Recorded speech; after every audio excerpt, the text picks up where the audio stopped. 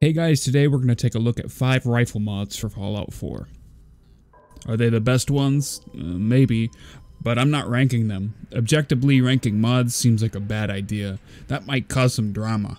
If you just want to check these out briefly and wisely don't want to spend several minutes listening to me drone on about them, I've linked a short of each one so you can get a sense of the sounds and animations if that's what you care about.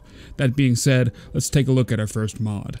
The BRN 2.0 by Literally Linguini. This mod adds the Brownell BRN 180 into Fallout 4, a very cute and highly customizable AR. This mod is dependent on the popular Mark 18 mod and shares a lot of its customization and balance.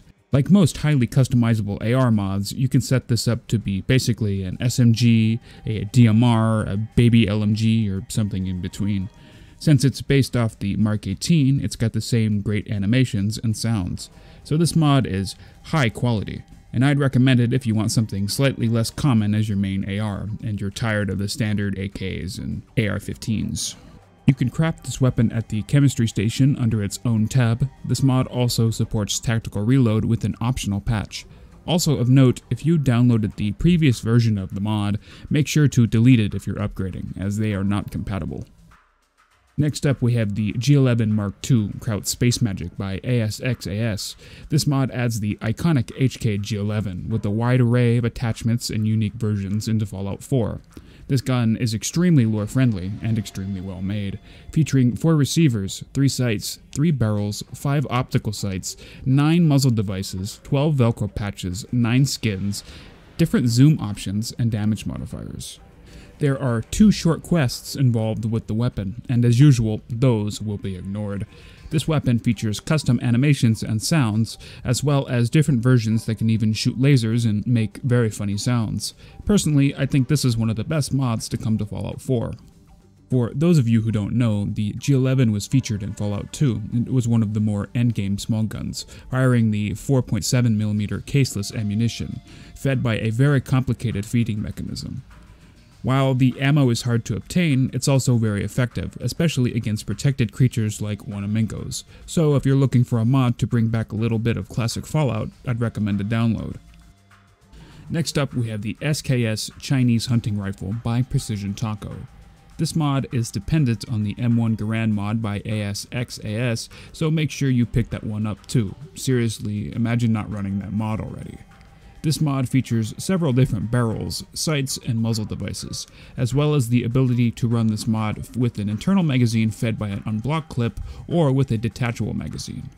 This mod is pretty good for an early to mid-game rifle. It's a bit beat up and would be great for those of you RPing as some sort of commie bastard, but remember folks, communism won't win. Remember to buy war bonds and support our boys fighting the real Red Menace up north in Canada. After you've done that, let's take a look at our next mod, the Vargo 52 by Cadaver. This is another Soviet-era weapon. It's a Call of Duty Vanguard weapon based off an obscure Armenian rifle developed in 1952 called the Vahan, but never sent into service. Nothing fits better into Fallout than weird, obscure Cold War-era weapons. This mod features 6 receivers, 6 stocks, 6 sights, 3 muzzles, 3 barrels, 2 grips, and 2 underbarrel attachments, and it's craftable at the chemistry station, but you'll need Nuka World for this mod. It's also integrated into the leveled lists. This mod is excellent and I do recommend it. It supports tactical reload and has an optional ESL version. Give it a download, but be warned, it's a bit chunky, coming in at about 450 megabytes. But then again, nothing even remotely good comes without at least moderate bloat. Lastly, we have the VZ52 by another one, also known as Retro Paladin. This mod adds a Czechoslovakian self-loading rifle known as the VZ52. It's got several different attachments, including a suppressor, different receivers, and some sights. It's not very fancy, but it's something a little bit different. Good for those of you looking for a nice wood-stocked rifle and not some 13GB tactical bloat loader. It's got custom animations and support for the ammo counter framework, which is pretty cool. There's also an optional patch for those of you using tactical reload. It's integrated into the leveled lists, but you can also find one on the corpse of a guard on the roof of Fort Hagen. Overall, it's a good mod. I'd give it a try if you are into this type of weapon.